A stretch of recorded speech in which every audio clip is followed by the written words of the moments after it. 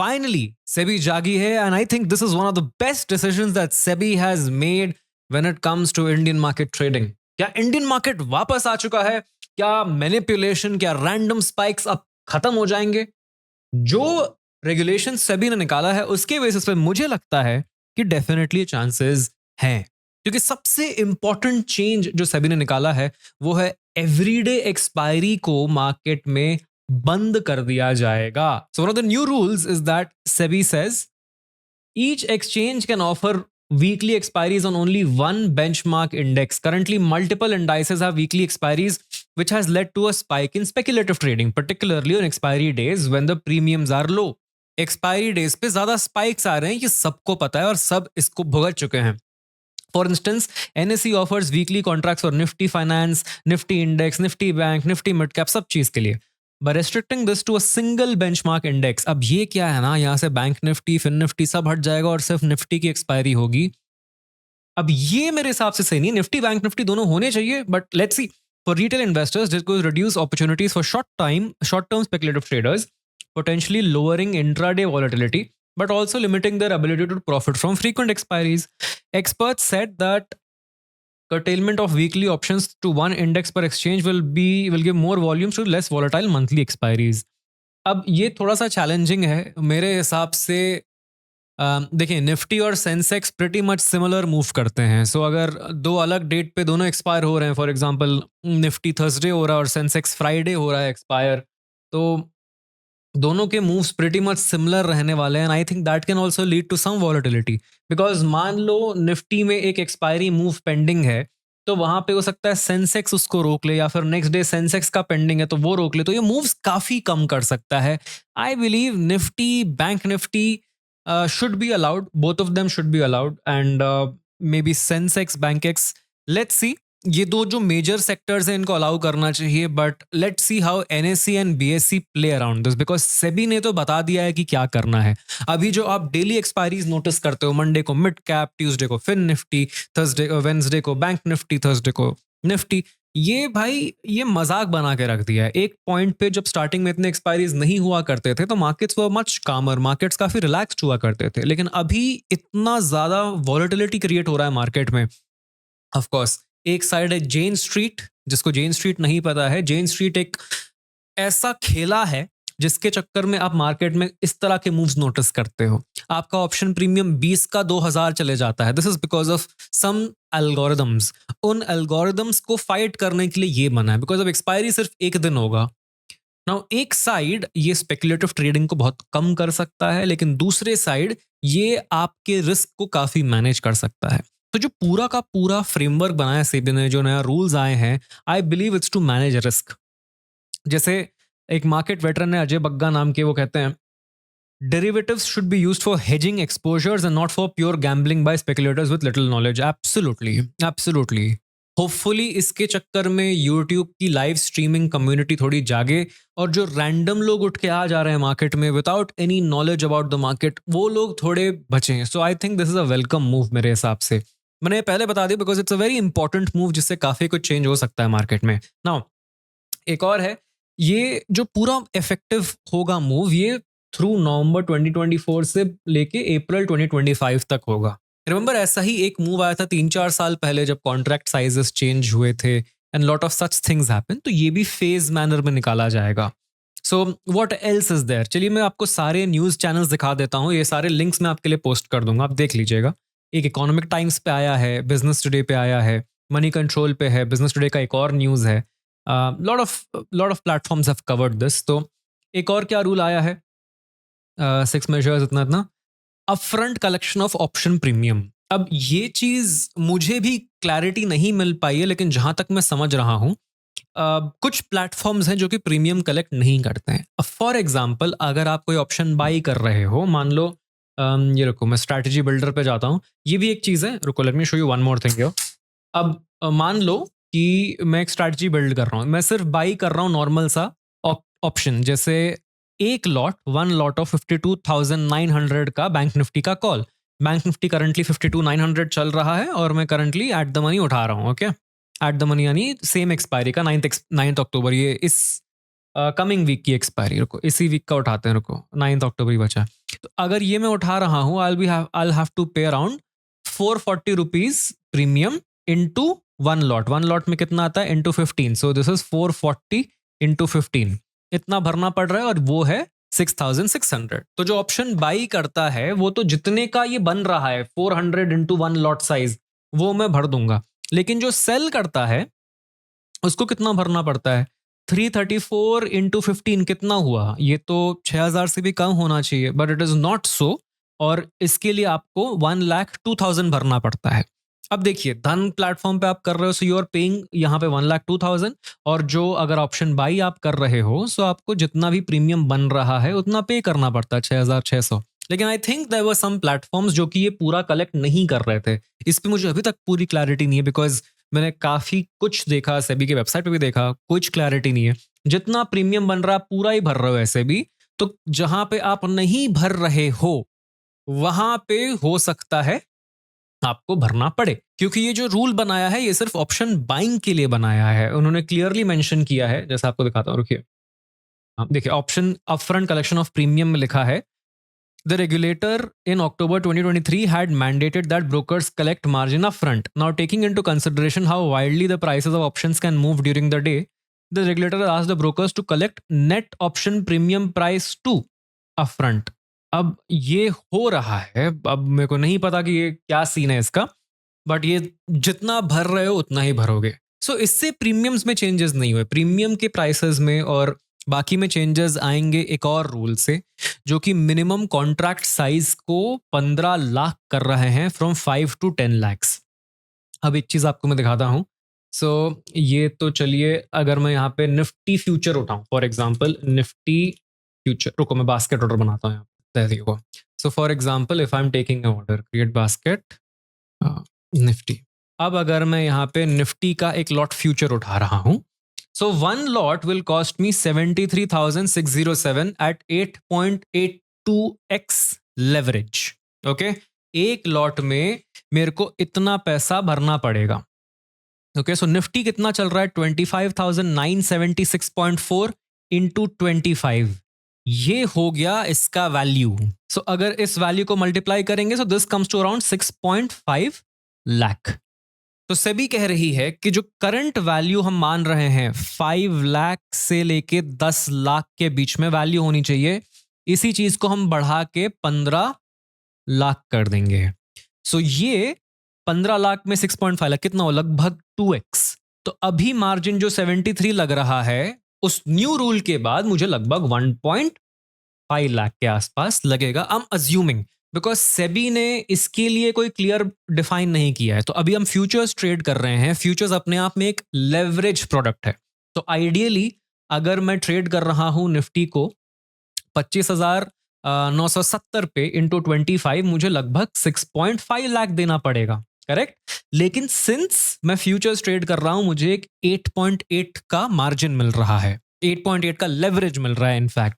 सो मुझे सिर्फ 6.5 lakh divided by 8.82 is equal to 73K, इतना देना पड़ रहा है। अब से भी कहती है कि ये जो नई वैल्यू है इसको आप 15 लाख कर दो मिनिमम, कुछ भी करके। निफ्टी तो बढ़ा नहीं सकते, तो आपने लॉट साइज बढ़ाना पड़ेगा। इसको क्या कर देंगे, 50 की जगह 60 हो जाएगा, या निफ्टी का लॉट साइज 60 हो जाएगा। बैंक निफ्टी का वही लॉट साइज 60 की जगह मान लो 40 हो सकता है। ओके, वही चीज अगर मैं बैंक निफ्टी में आपको दिखाऊं तो सेम चीज कितना पड़ रहा है। ये फ्यूचर्स की बात कर रहे हैं। ओके, तो फ्यूचर्स का लॉट साइज बढ़ेगा, नेचुरली उसमें ऑप्शंस भी इफेक्ट होगा। अब बैंक निफ्टी चल रहा है, ये क्या आ गया भाई, 24 लाख क्यों दिखा रहा है इसका। सो एक बार यहाँ पर देखते हैं हम लोग, इसको बाई करना है मुझे बैंक निफ्टी को, देयर यू गो।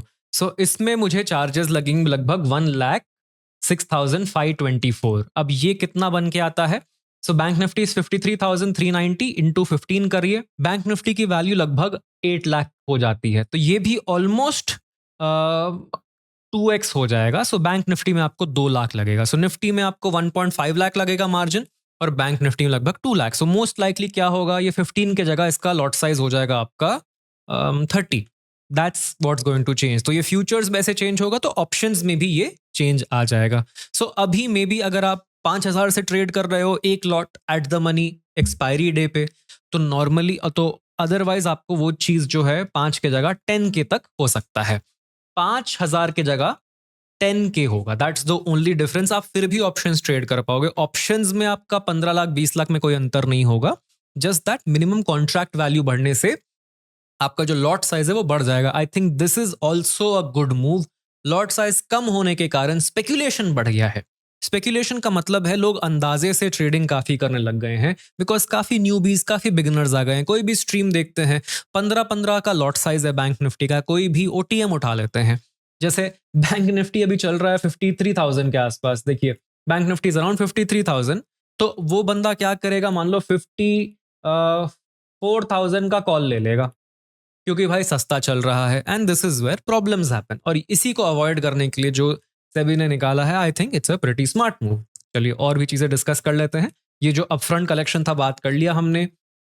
अब आ जाता है removal of calendar spread treatment on expiry days. इसका क्या मतलब है कि गिवन, कहते हैं सेबी वाले कि given the relatively large volumes witnessed on expiry day विज़ future expiry days, जिस दिन फ्यूचर्स एक्सपायर होते हैं उस दिन जो हेवी वॉल्यूम्स आते हैं, and the enhanced basis risk that it represents. Basis risk का मतलब ये है कि कैलेंडर स्प्रेड में आपको हेज बेनिफिट मिलता है। वो हेज बेनिफिट मैं आपको समझा दूंगा।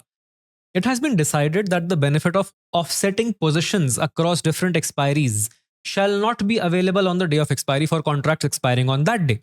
मतलब लोग क्या करते हैं, अक्टूबर का मान लो कॉल बाई कर लेंगे और नवंबर का कॉल सेल कर देंगे। ओके, तो इसमें क्या हो रहा है, इनको यहां पे प्रीमियम मार्जिन बेनिफिट मिलता है, लेकिन अक्टूबर के एंड में लास्ट थर्सडे जो भी रहेगा उस दिन ये जो मार्जिन है, मान लो आपको इसका मार्जिन जो जिसका आपको 10 लाख देना चाहिए उसके लिए आप सिर्फ 1 लाख दे रहे हो, एक्सपायरी डे पे आपको ये पूरा 10 लाख भरना पड़ेगा। इससे क्या होगा, लास्ट डे तक जो होल्ड करते हैं स्पेकुलेशन में और क्विकली मार्केट ऑर्डर लगा के एग्जीक्यूट करते हैं, एग्जिट करते हैं, जिससे स्पाइक्स होता है, वो हटा देंगे, रिस्क कम हो जाएगा। Again I think it's a very smart move.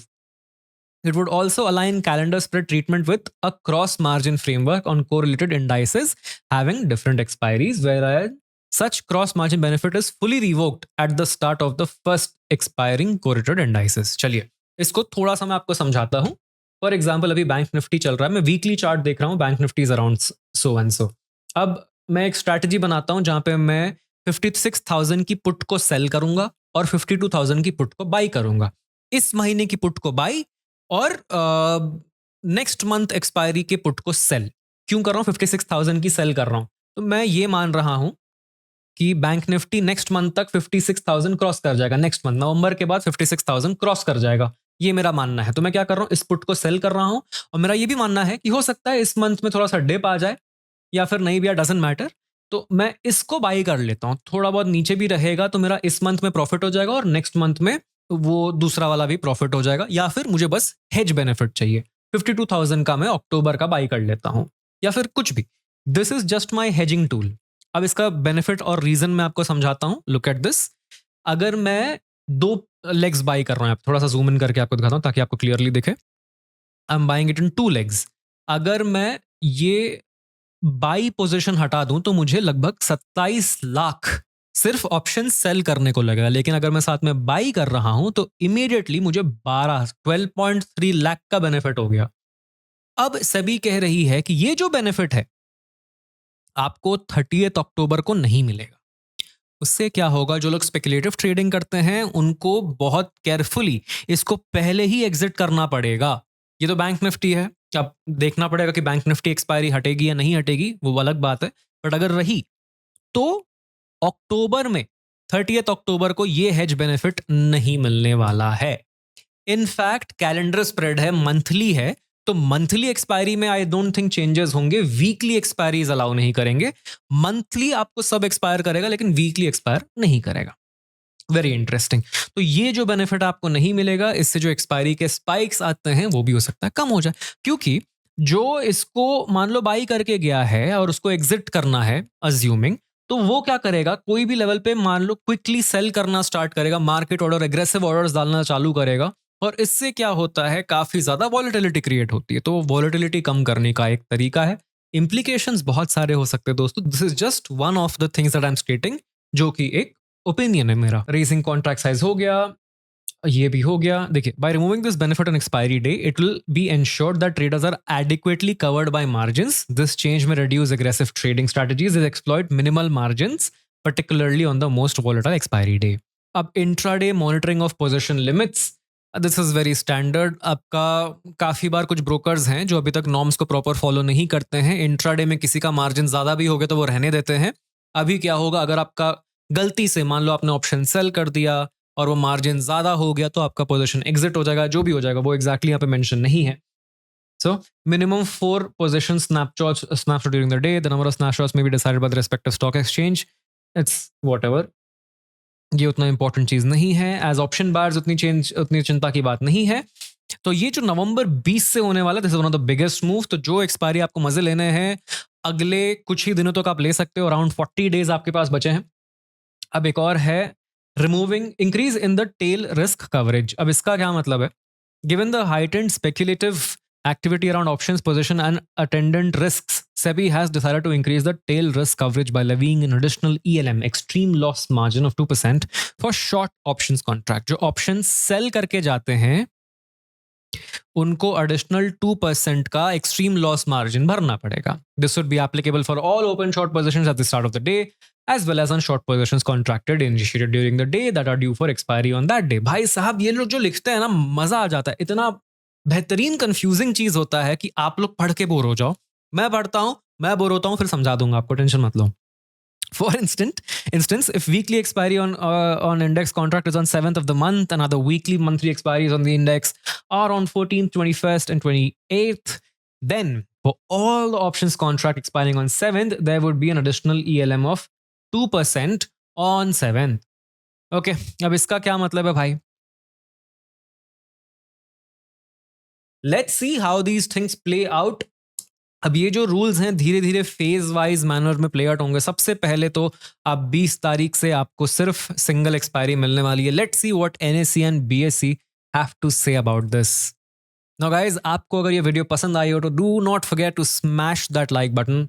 और जो भी ये वीडियो देख रहा है, इस पूरे वीडियो में एक कोड रहेगा, इनफैक्ट 2 कोड्स रहेंगे थ्रू आउट द वीडियो, जिसके थ्रू आप मेरी एलीट ट्रेडर्स मेंटरशिप का ट्रायल ले सकते हो फॉर 1 वीक।